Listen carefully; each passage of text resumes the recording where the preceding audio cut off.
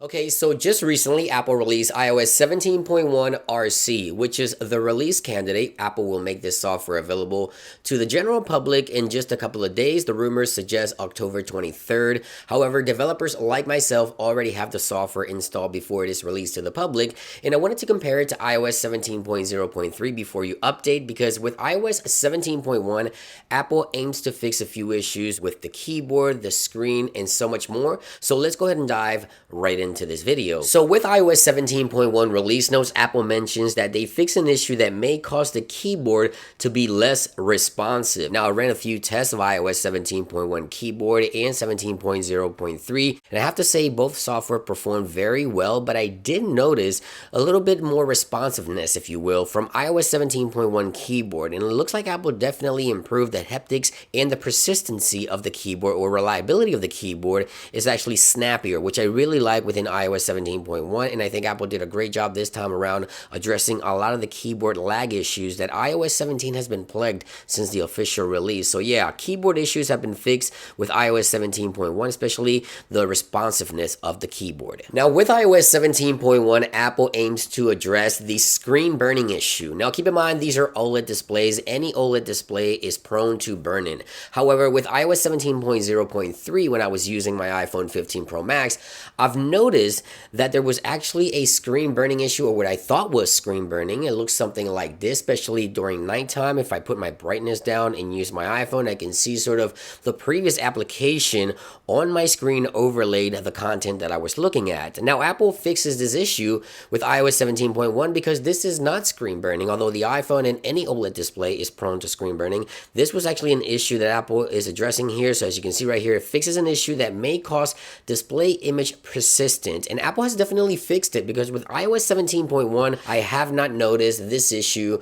on my main iPhone 15 Pro Max. So finally, for those of you that were having this issue with iOS 17.1, this is not screen burning. This is actually an image issue with the actual display of the iPhone, and now Apple has fixed it with this software update. However, keep in mind, yes, screen burning is something that all OLED displays are prone to, but this is not the case, okay? This was an image issue with the display, and 17.1 definitely fixes the issue for you guys. Now, iOS 17 was also plagued with other bugs like Wi-Fi persistent issues, which brings me to the next test here, which is a Wi-Fi test. I'm going to run a test here on 17.1, and then we'll run a test here on 17.0.3 to see what the uploads and download speeds look like in regards to the software, right? 17.1 versus 17.0.3, and it looks like so far we get a little over 300 megabytes of a download. This Wi-Fi network is capable of 400, I believe, so we're getting really close there to the max.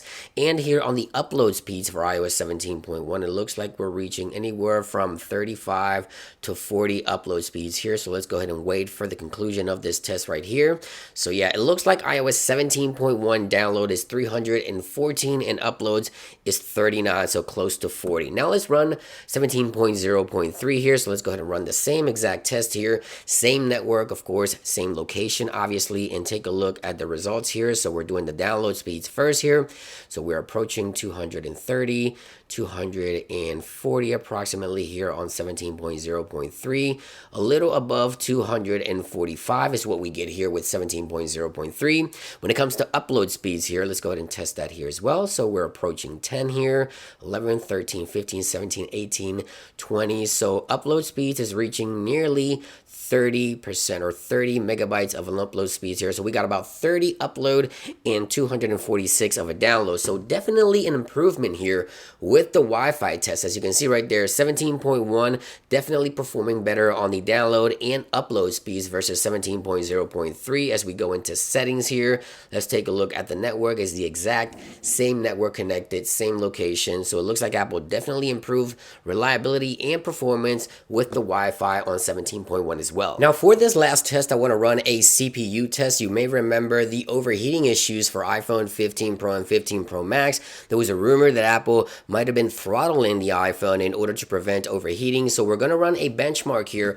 on both of these devices. Again, iOS 17.1 versus 17.0.3. Let's see if Apple is throttling these iPhones in order to prevent overheating. So let's see how these two devices, once they complete the test, which one performs the best. Okay, so the test has concluded here. Let's take a look at some of these results. So we have 17.1 Single core score is 2,945, and the multi-core score is 7,167 versus 17.0.3. The single core score is 2,914 versus 7,031. So definitely an improvement on the multi-core score, as you can see right there, and a slight improvement on the single core score for iOS 17.1. So Apple has definitely done a great job here. It took them at least a month to get these things right, but it looks like things are looking good. This is the software you're going to want to update to. iOS 17.1 is rumored to release on October 23rd, this upcoming Monday. So yeah, the performance, the Wi-Fi, everything else in between with screen burning and all that keyboard stuff looks to be addressed here. So definitely recommend updating to 17.1 once it is available here